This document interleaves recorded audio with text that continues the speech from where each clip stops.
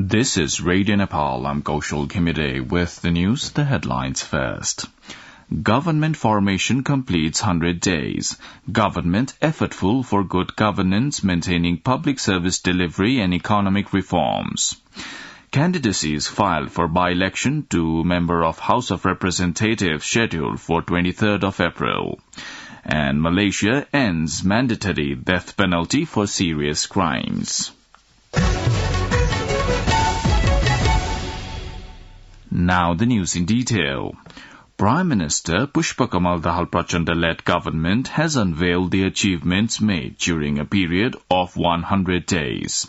Issuing a press statement yesterday, the Prime Minister's personal secretariat made public 37 significant works and major achievements of the government. It is said that during the first 100 days of the government, efforts were made to revive the country's economy and maintain good governance. Works including the expansion of the Social Security scheme, including the migrant workers, the tabulation of a bill to amend Transitional Justice Act, and initiation taken to address the problems of loan sharking victims have been highlighted in the major task of the government. The statement further reads that the government had prioritized prompt and citizen-friendly service delivery, corruption control, decency and accountability. The government yesterday formed a 3-member high-level commission to resolve the issues of the loan sharking victims. A meeting of the Council of Ministers constituted the commission led by former Judge Gauri Bahadur Karki, spokesperson of the government, and Minister for Communications and Information Technology Rekha Sharma shared. The other members of the commission include former Additional Inspector General of Nepal Police Uttam Raj Subedi and former Deputy Attorney General Ganesh Babu Aryal. The commission has been given 3 months' time and its central office will be in Janakpur Dham of Madhya Province. It has been given the terms of reference to submit an actionable report to address the problems faced by the victims of the loan sharks. Earlier, Prime Minister Pushpakamal Dahal Prachanda had vowed to form the high-level commission to bring the loan sharking culprits to justice. The candidacies were filed yesterday for the by-election to the member of House of Representatives scheduled for the 23rd of April. For Tanahu Constituency No. 1, Nepali Congress candidate Govinda Bhattrai, Sarvendra Khanal of CPN-UML, Swarnim Wagle of Rashtriya Swatantra Party, Soba Gurung of Rashtriya Prajatantra Party, and candidates of other parties filed their candidacies. Similarly, Rashtriya Swatantra Party President Rabi Lamichhane, Jeet Narayan Shrestha of Nepali Congress, Ram Prasad Nyupane of CPN-UML, and Jiblal Puri of Rashtriya Prajatantra Party registered their candidacy from Chitwan Constituency No. 2. Likewise, for Bara Constituency No. 2, Janta Samajwadi Party's Federal Chairman Upendra Yadav, Purushottam Paurel of the CPN-UML, Shiva Chandra Kushaha of the Janamat Party, and Ramesh Kharel of Rashtriya Swatantra Party registered their candidacies. The Election Commission has called for application for the observation of the by-election to the member of the House of Representatives. Issuing a notice yesterday, the Election Commission called for application along with necessary documents from the national organizations wishing to observe the by-election. Radio Nepal marked its 73rd anniversary with various programs yesterday. Inaugurating the anniversary ceremony on the premises of Radio Nepal in Singh Durbar, Minister for Communication and Information Technology Rekha Sharma said Radio Nepal should produce and broadcast inclusive and people-oriented programs adopting the latest technologies in a competitive market. Similarly, Secretary of the Communication Ministry and Chairperson of the Radio Broadcasting Service, Krishna Bahadur Raut, said Radio Nepal had been playing a positive role in changing the society through its contents as per the interests and demands of all Nepalese. Likewise, the Executive Director of Radio Nepal, Buddhi Bahadur Kesi, said Radio Nepal had succeeded in expanding its broadcast coverage to 92% of the country's population by utilizing the latest technologies. Likewise, Radio Nepal's Deputy Executive Director, Khagendra Khatri, said Radio Nepal was committed to reforming itself in the changing context to make it the first choice of the audience.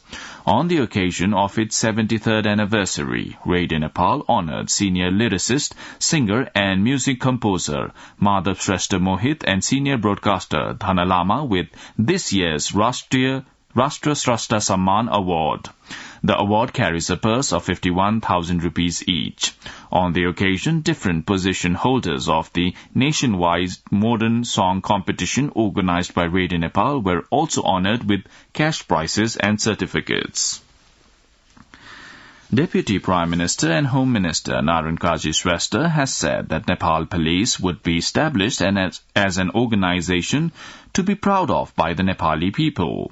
Inspecting the police headquarters yesterday, Deputy Prime Minister and Home Minister Shrestha stressed the need for developing new policy and plan in the police organization. The Deputy Prime Minister urged the police administration to further improve performance and make the people feel the changes in the institution. The Nepal Chamber of Commerce office bearers called on Vice President Ram Sahai Prasad Yadav and discussed various economic issues. In a meeting held at the official residence of the Vice President at Lainchor in Kathmandu yesterday, Vice President Yadav expressed his concern over the current economic state of the country. The Vice President emphasized the need for collaboration between the government and private sector to seek sustainable solution to the current economic problems. The government of Nepal has reduced the prices of petroleum products starting from today, according to a notice issued by the Nepal Oil Corporation. Diesel, kerosene and aviation fuel prices have been lowered by 10 rupees per litre, while petrol's price has been decreased by 3 rupees per litre. As per the revised rates, the petrol price has been set at 175 rupees per litre, while the diesel and kerosene are priced at 165 rupees per litre. The cost of aviation fuel for domestic flights has also been reduced to 160 rupees per litre. The NOC Board of Directors meeting yesterday decided to lower the prices of petroleum products after the import rate was reduced by the Indian Oil Corporation. The United States Agency for International Development, USAID, has partnered with Nepal's Ministry of Health and Population to launch the Health Direct Financing Project. The initiative aims to improve the health of millions of Nepalese by providing financial support to federal and subnational levels of the government's health system, according to a press release issued by the U.S. Embassy in Nepal. The $25 million project will support the Ministry of Health and Population, the Ministry of Social Development, Karnali Province, and 3 local governments in Karnali Province to achieve the goals of the Nepal Health Sector Strategic Plan 2022-2030. The plan aims to provide equitable access to quality health services for all Nepalese, particularly those living in hard-to-reach areas and marginalized communities. You're listening to Radio Nepal's 8 a.m. English News Bulletin. On to some international updates now. Malaysia's parliament has voted to remove the country's mandatory death penalty. The country has had a moratorium on execution since 2018. According to the BBC, the abolition now removes the death penalty as the mandatory sentence for 11 serious crimes, including murder and terrorism.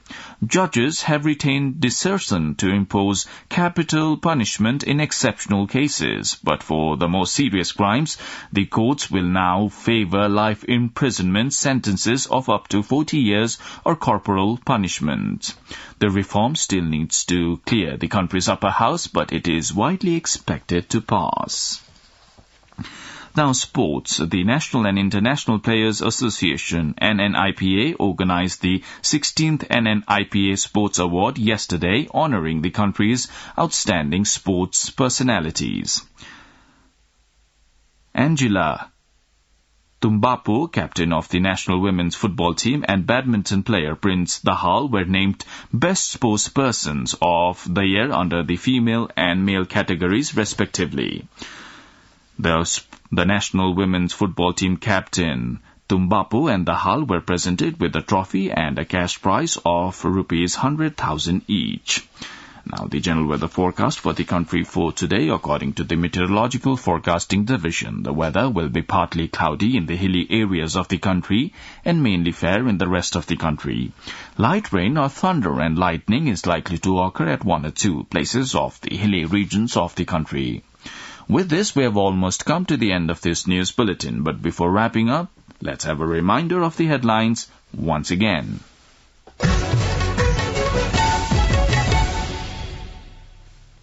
Government formation completes 100 days. Government effortful for good governance, maintaining public service delivery and economic reforms.